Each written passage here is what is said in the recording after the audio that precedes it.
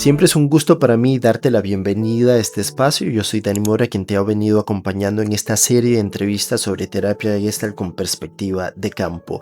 Hoy tendremos a un invitado de lujo desde Estados Unidos. Él es Vincent Miller y estaremos hablando sobre los fundamentos estéticos de la terapia Gestalt. Vincent Miller ha practicado y enseñado la psicoterapia durante más de 42 años y actualmente ejerce en la ciudad de Nueva York. Fue presidente del Instituto de Terapia Gestalt de Nueva York. Tras una década de docencia en la Universidad de Stanford y en el Instituto Tecnológico de Massachusetts, cofundó el Instituto Gestalt de Boston, donde estuvo a cargo de la dirección formativa.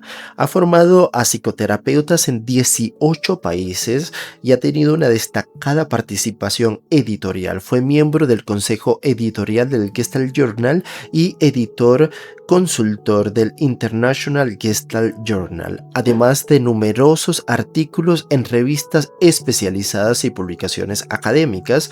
Colaboró como reseñista de libros sobre psicología y disciplinas afines para el New York Times Book Review entre el año 1985 y 1994. Es autor de 4 libros: Terrorismo íntimo, La crisis del amor en una era de desilusión, publicado en 8 idiomas. La poética de la terapia Gestalt, enseñando a un paranoico a coquetear, que es una recopilación de más de 30 años de escritos sobre terapia Gestalt, y Caminos de la curiosidad, que está disponible tanto en inglés como en francés. Así que en esta oportunidad vamos a introducirnos cada vez más sobre los fundamentos estéticos de la terapia Gestalt, y como siempre les digo, que disfruten de esta entrevista que ha sido creada con mucho cariño para todos ustedes. Espero esto pueda nutrir tu práctica clínica. Entonces estoy sumamente feliz y emocionado de tenerlo por acá, Vincent Miller, uno de mis grandes autores favoritos y a quienes admiro muchísimo. Así que gracias por tomarse el tiempo para estar acá. Oh, thank you. Y tenemos una gran temática hoy que gira en torno a fundamentos estéticos de la terapia gestáltica. Hay una pregunta muy amplia que quiero hacer y es: ¿cuáles son los supuestos y énfasis particulares en su teoría y práctica de la terapia Gestalt? Well, my own training in Gestalt therapy goes back to the very origins, because in 1963, I think, approximately, that I did a first workshop with Fritz Perls directly, and had more in just before he died. Then my training was after Fritz was with the Polsters, and then very, very extensively with Isadore. Paul Goodman was a friend of mine, and Laura Perls. I founded the Boston Gestalt Institute in the early 1970s, and Laura Perls was a guest faculty. So I was familiar with all the founders of Gestalt therapy, and so I you can think of me as kind of second generation. And going all the way back to those origins, one of the things that was very important for me was the aesthetic basis, the closeness of Gestalt therapy to the arts. Even before, although I'll talk, with you today, often from the perspective of the field, even before there was much understanding of the field in Gestalt therapy, the aesthetic concept was there. Laura Perls famously said, Gestalt is an aesthetic concept. And all of the founders, nearly all, came from backgrounds in the arts. Fritz Perls was trained as a director in the theater, and was all his life in love with drama and the theater. He was trained by one of the most famous directors of all time, Max Reinhardt, even before medical school and before he became a psychiatrist. I once went to a play with Fritz in San Francisco, California, and he was in a state of the most absorbed pleasure in being a spectator of a play. I remember that play quite well. He came from drama in the theater. Laura Perls was a good pianist, a classical pianist, and also trained in modern dance. Paul Goodman, among his many talents, was quite a good poet, very good novelist, and wrote plays as well. So you can see how the arts were very much already embodied in the very formation, the very origins of Gestalt therapy. As I say, there wasn't much yet idea of a field. There was in Perls, Hefferlein, and Goodman, there's a very emphatic, you might say, very much emphasis on the organism-environment field. But that's not the field of today, at least not as I understand it, because that's essentially a biological field, or as you might say, a biosocial field. So that the first field, the organism-environment field, in the famous book, Perls, Hefferlein, and Goodman, essentially comes from two sources: holistic ideas and philosophy in Germany in that early period, when both Perls, Laura and Fritz, were still learning, and pragmatist thinking in the United States, particularly John Dewey. So it's you could say, a biological and sociological field. The field of today is a phenomenological field.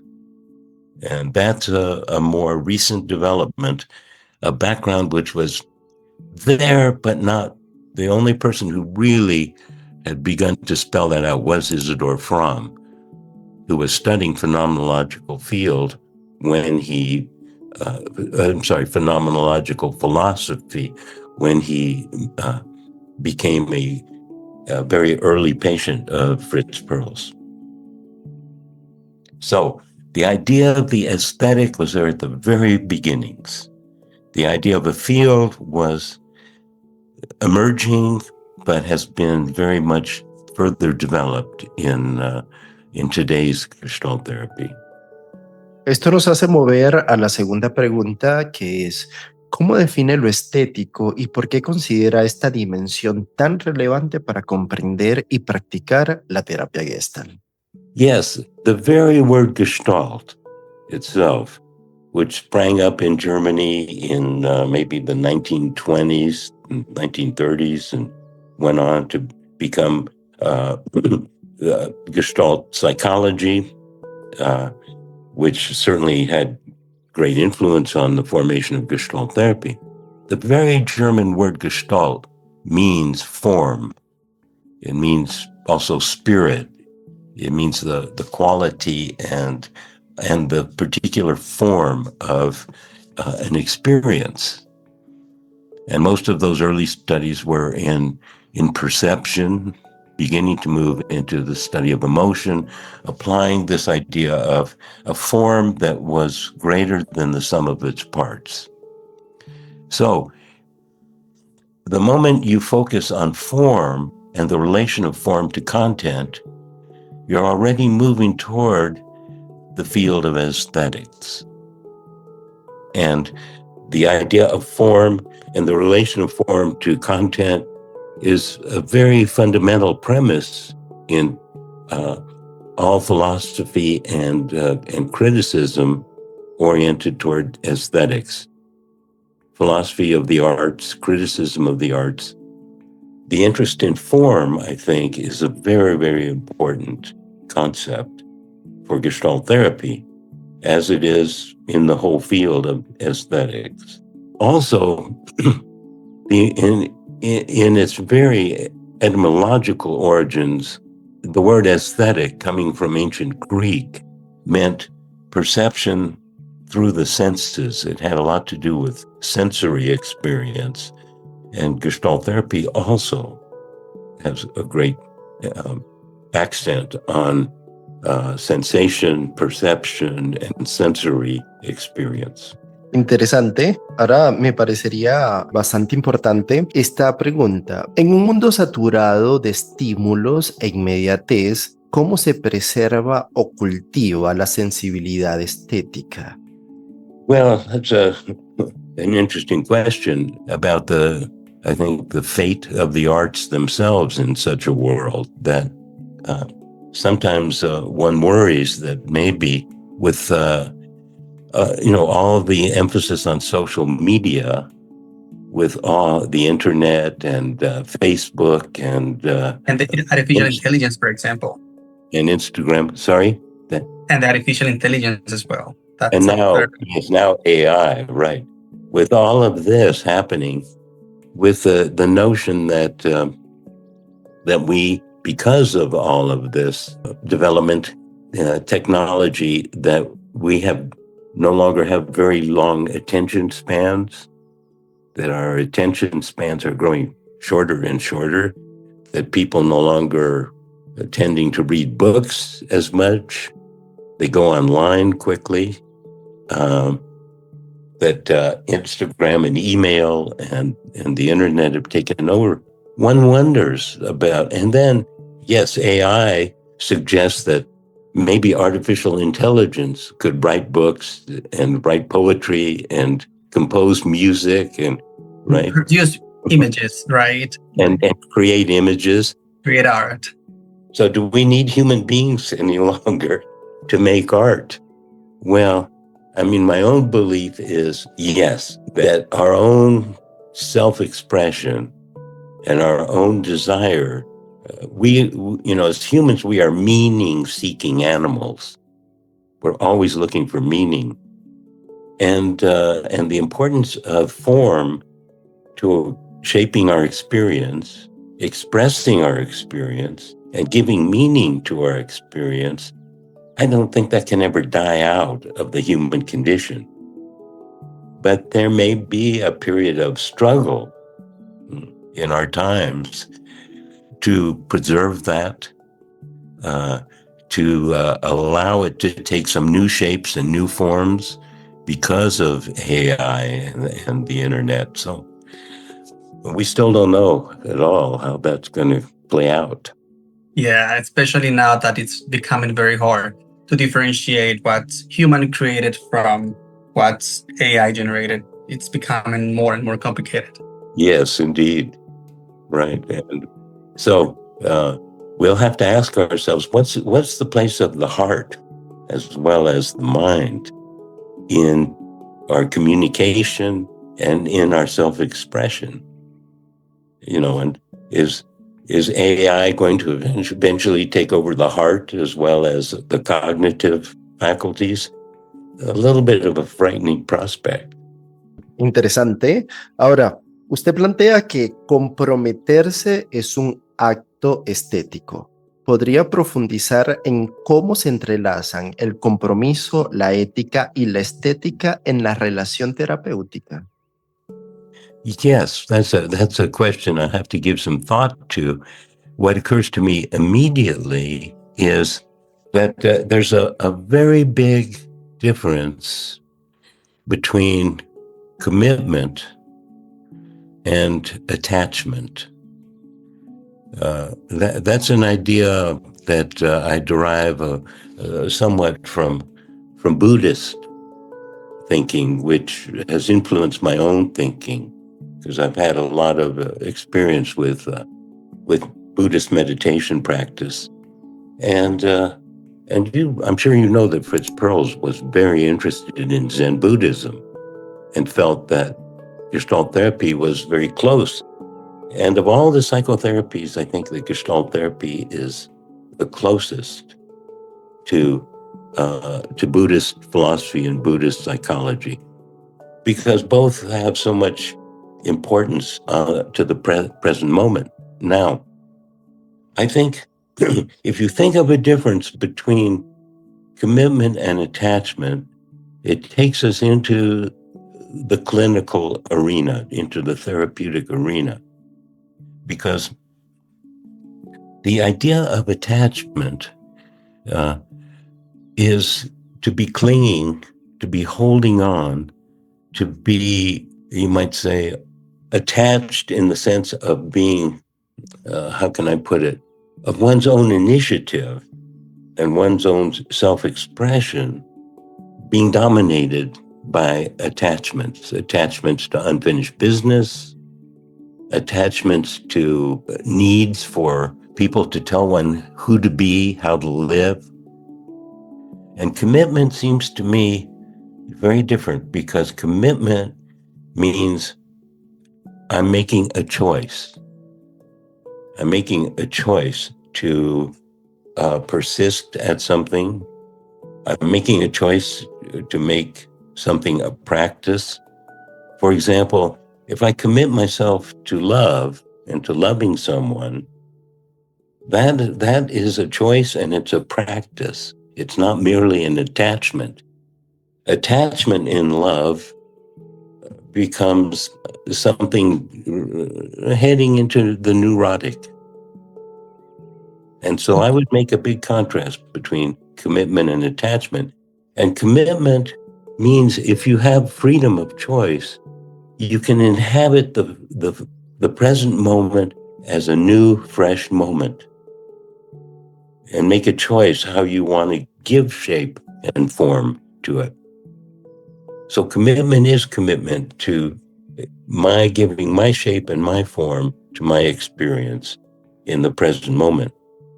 Whereas the neurotic attachment often is repetition, and it keeps planting history, and unfinished business onto the present moment. And so I would say commitment is necessary to aesthetic, to good, positive aesthetic experience.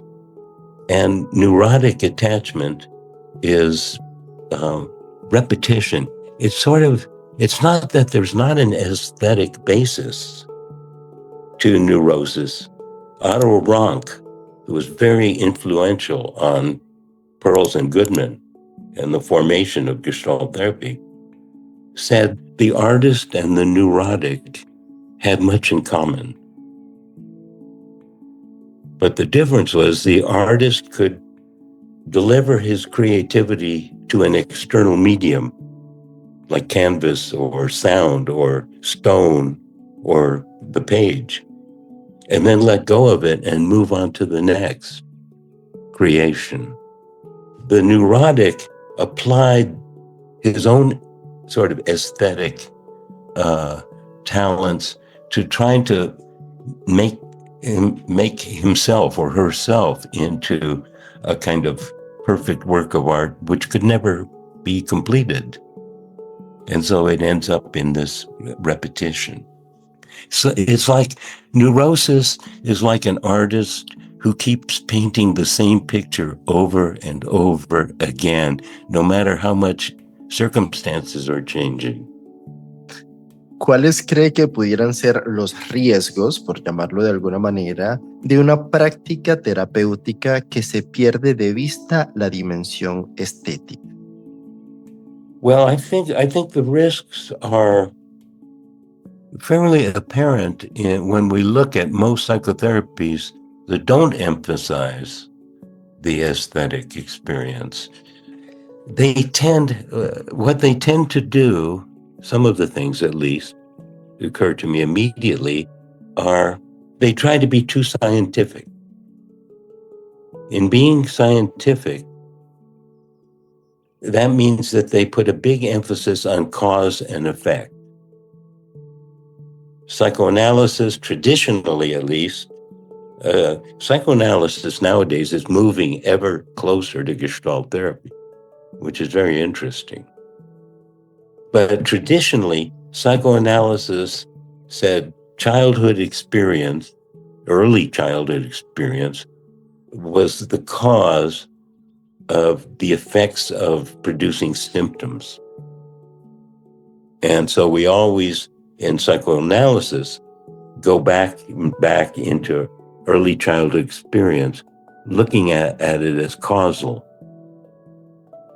Behaviorism looked at experience as we're a sort of blank slate, and we're our personality, our character, even our symptoms are formed by patterns of stimulus from the environment. We've internalized our thinking, our feelings, our habits from the environment. So psychoanalysis was very important to influencing the beginnings of Gestalt therapy. I think behaviorism, to some extent, helped us focus more on the present moment. Psychoanalysis was so caught up in history. But the aesthetic takes us to a larger realm of being. And if you only focus on what you take in from the environment, or you only focus on your childhood history, you have a very limited picture, in my mind, of human functioning, of the human condition. Ok. Esto nos puede ayudar un poquito a esbozar esto que está diciendo. Por eso mi pregunta va dirigida a ¿de qué manera se pueden comprender los síntomas clínicos desde una perspectiva estética? What you might say is that the difference between art and symptoms are a creation, and they're a creation. That means they require the creative resources of a person to manufacture symptoms. The problem is that, in Gestalt therapy, we do think of human functioning always involved in creating experience. As the English poet Wordsworth said, we half create what we perceive. So there's a creative element always operating in human functioning.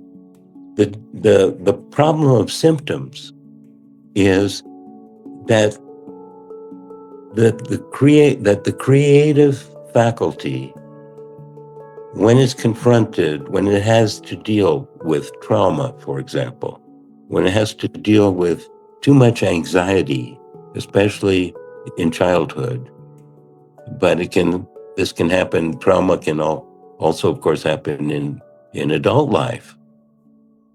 And where there's trauma, where there's anxiety, the creative powers of the human go into survival and into defense. That means that there's a limited possibility of creativity and of self-expression. And because though that kind of creation in response to anxiety and trauma tends to become habit, repetitive habit in one's personal life, that it issues forth as symptoms. Symptoms are created just as works of art are created. That is, they utilize the creative powers of the person. And so here's what has happened in my own clinical experience, which covers more than 40 years now. I've found myself more and more focusing on the strengths, on the resources, on the talents of a person, rather than on their pathology. But what I try to do in my therapy practice is look at a person's with them, look at their talents and their creative abilities and their strengths, and point out, to the degree I am able to, work with them in a kind of, you might say, combined out loud meditation of what's happening in the present moment and how they're making use of their creative powers, of their strengths and talents and resources. And maybe suggest that there's some optional ways they can make use of these powers, that they're going down a repetitive and very narrow channel, producing the symptoms in their life or the self-defeating behaviors in their life. And that what we can explore in Gestalt therapy is looking at some new ways of using their creative strengths and powers that are more serving and meeting their own needs, that are bringing them more into a vital and fresh way of life. So that kind of says the way I think of it. ¿Podría ayudarnos un poco más con algunos ejemplos que nos ayuden a introducirnos en estas formas tan particulares? Yes, I think I could do so. For example, let's take a couple of instances. Consider the person who we regard as paranoid. You know, actually, if you're walking down an alley in the downtown section of just about any city in the world these days, at midnight, it's a good idea to be paranoid. It means that you're alert, vigilant, you're paying attention to the dangers, because there are very real dangers. Let's say you're a man and you're sitting across from a beautiful woman over a candlelight dinner, and she says, "I want you," to have the same response, the same paranoid response as walking down a ill-lit alley at midnight in a cosmopolitan city, something's a little wrong. But that's the problem of paranoia, or the problem of obsessive compulsive behavior, or the problem of impulsivity or histrionic behavior. It's the same thing, no matter what the situation. And I mean, it could be smart maybe to be a little paranoid if a beautiful woman who you don't know very well says, "I want you," because, you know, she could be after something besides you, like your money. But you know, you want to have the fluidity and flexibility to respond with what we call in Gestalt therapy creative adjustment, which means the changing situation. If you bring the same sort of paranoia to every situation, that's a problem. Now, I mentioned looking at the strengths, and when we look at paranoia or obsessive behavior, what are the strengths? I think in paranoia, we can see a very acute perception. Paranoid person misses no clues. They're very sharply aware of what's happening around them. We can see the functioning of imagination. The imagination is creating, but it's creating, you know, a sort of spy novel or a detective novel. It's insisting on the bad news that could be in the situation. It's interpreting what it perceives and all the clues of what it perceives in a very negative way. The environment is out to hurt me. So what we want to do in therapy is preserve that acute perception, preserve that imagination and those powers, but open up the field to other possibilities. And I do want to talk before we end about the idea of the field and possibilities. But let me give you another example. Take the person that we call obsessive. Now, what interests me about obsessive people is that they are like religious seekers. They're like religious pilgrims. They are filled because of experience in their life growing up, and maybe later experience. They're filled full of doubt. Religious pilgrims, seekers, religious seekers also have the experience of doubt. And both they, the religious seeker, and the obsessive person are looking for faith. The opposite of doubt is faith. The religious seeker, like take a philosopher like Kierkegaard. The religious seeker finds faith, makes the leap of faith. Yes, I believe in God. I believe in at least a being greater than myself. And I can have faith in this and live my life in some measure of peace. The problem for the obsessive is he uses his mind and his cognitive powers to try to get to the absolute, but cannot make that leap of faith. And so the doubt never stops. And that's when you see the repetitiveness of obsessive thinking, trying to get to the absolute through thinking, not through a heartfelt leap of faith. You can never get there. Thinking will never get you there. And so, again, it's the repetition in which looking for the absolute about whether I should take a vacation in the Caribbean or go to Cartagena or, go to, it becomes I have to have an absolute certitude I'm doing the right thing in every situation.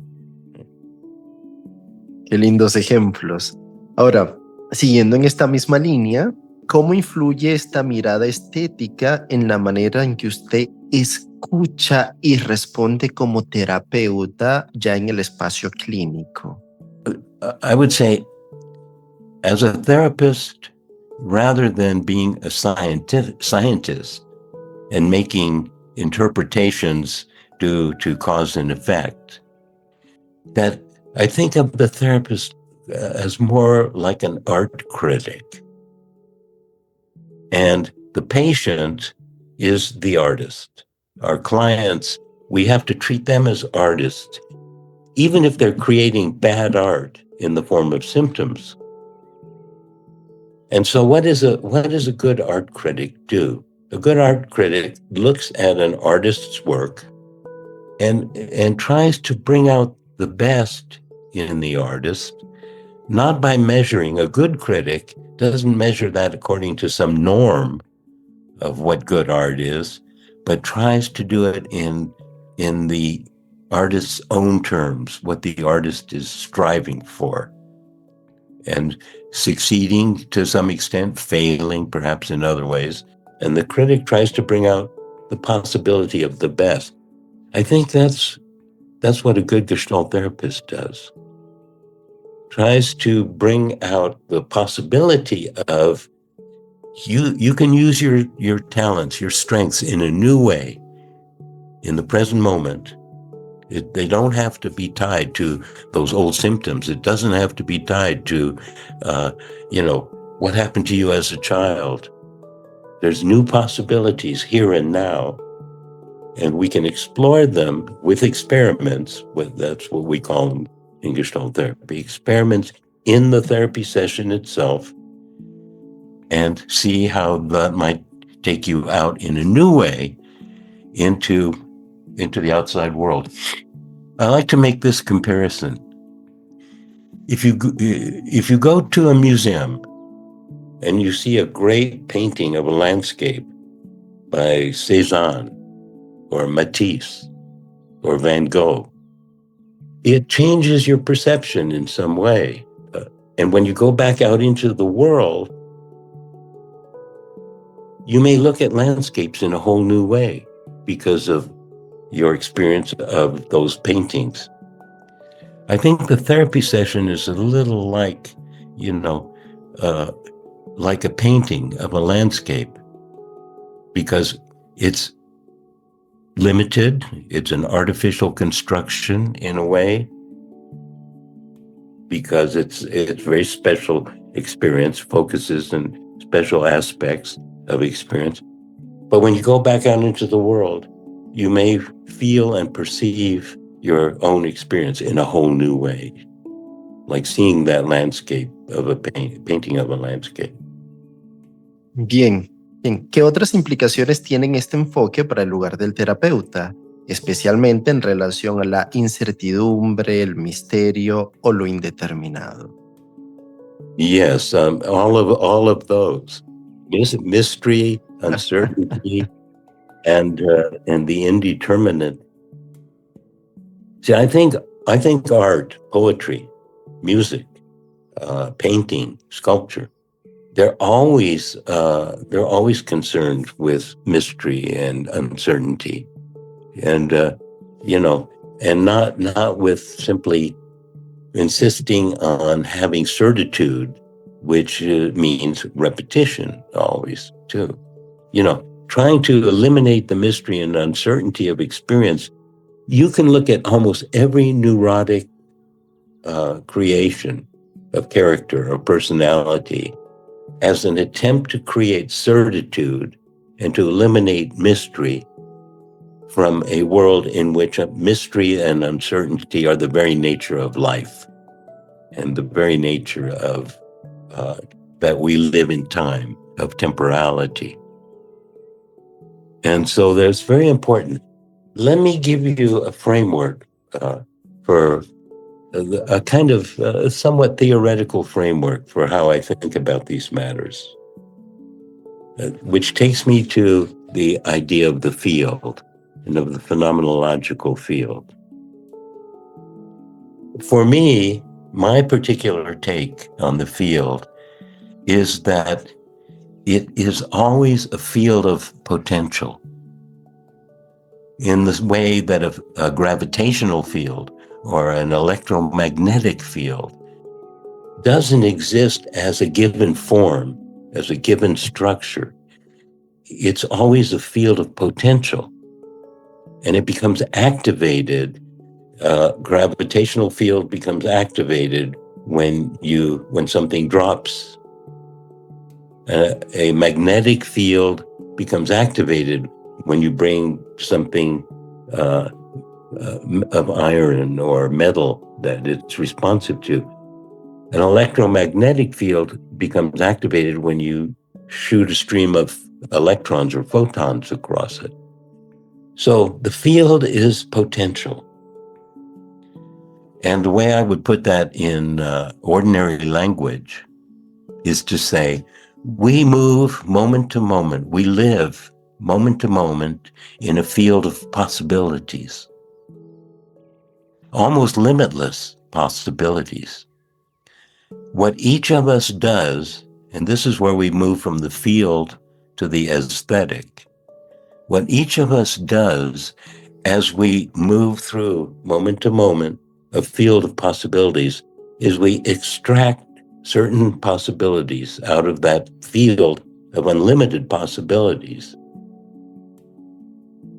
And our interests, our needs, our curiosity, our desire for discovery determine what possibilities we bring out of that field and begin to assemble and give form and shape to.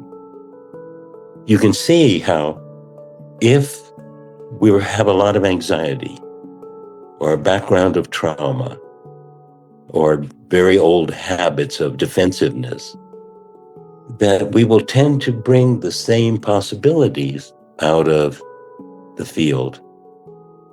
Whereas if we're free and open to uncertainty, if we can tolerate uncertainty and mystery, we can bring our curiosity and our sense of discovery and openness and make something new so that we can experience the new moment as genuinely a new moment. So that's the way in which I'd say the field as a field of possibility and the aesthetic as how each of us gives our particular form and shape to the possibilities we bring out of the field. That's our experience. And in therapy, what we're working with is precisely, are you making use of your powers and faculties to create to create new experience, fresh experience, according to changing circumstances, that's creative adjustment? Or are you repeating, trying to make certain, trying to make absolute, trying to make perfect, trying to make, protective, self-protective, essentially the creation of symptoms out of those open possibilities in the field? Does that seem pretty clear? Because that's very much my way of thinking these days. Pues claro. Entonces, a modo de resumen, ¿cuál cree usted que es el objetivo de una terapia fundamentada en la estética? I think the goal is to help support and offer possibilities and options to our clients to be better artists of their life. Not to be artists in the sense of all, they don't have to become poets or sculptors or compose string quartets, but to be better artists of their everyday life, toward being able to love more fully and satisfactorily, being able to parent their children without imposing so many shoulds on their children, being able to just work and choose and be free in their moment-to-moment everyday life. And I think that the aesthetic idea as a foundation that the therapist operates on brings both the therapist himself, herself, and the client more into things you mentioned, into the mystery of life,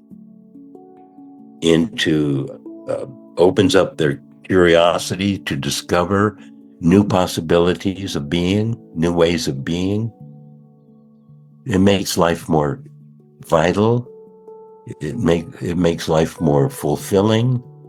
It accepts the fact that we live in time, that everything is changing always, that life is impermanent, but very, very vital, full of the possibility of discovery. And so we become better artists in the present moment and in the future of how to be able to live our lives with more freedom, more mystery, more loving, more openness, more curiosity, and more discovery. Qué bonita y sentida conversación, qué bonitas reflexiones. Yo me voy con el corazón súper lleno de tanto que he podido recibir hoy por parte de usted. Oh, great. Yes, your questions opened up a lot of territory that's very important to me, Danny and Johnny. It's very, this topic is a very strongly favorite one of mine and basic to my own understanding of therapy, of Gestalt therapy, and my way of practice. So I want to thank you very much for having me do this interview. I know it took us a long time to get it together, Danny, but I've had some problems with the surgery, and And we hope it goes great, your surgery. Yeah, thank you. The first one I did went very, very well. This one I expect next week will go very well, also. And outside of that, I'm in great health and no worries. So. Okay, bueno, de verdad que muchísimas gracias por darme parte de su tiempo para esta entrevista, muy a pesar de su condición de salud, así que eso lo agradezco con el alma y estoy seguro que todos los que escuchan este video también lo agradecerán. So once again, thank you very much for giving us some time to think and talk about this, and we wish you a great recovery for your surgery. Okay.